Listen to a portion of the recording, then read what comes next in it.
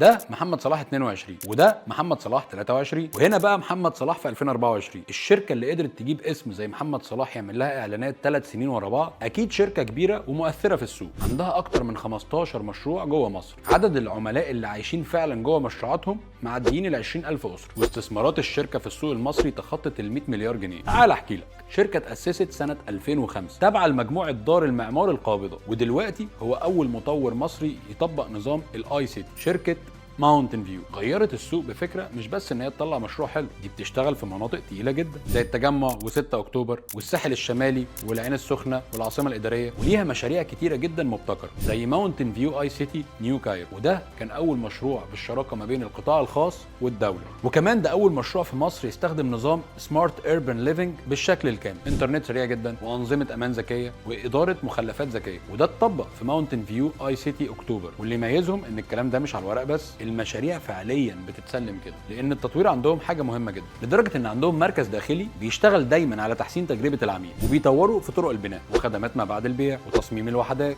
وده خلاهم يسبقوا غيرهم بخطوات دايما. مشاريعهم قيمتها ثابته ودايما عليها طلب، والشركه دايما ملتزمه في مواعيد التسليم وبتركز على تصميمات تخلي المشروع نفسه يعيش سنين. من الاخر ماونتن فيو شركه عندها فيجن مختلفه وبتبيع دايما اللايف ستايل. حابب اسمع رايك، تحب نتكلم عن شركات ايه في السوق العقاري؟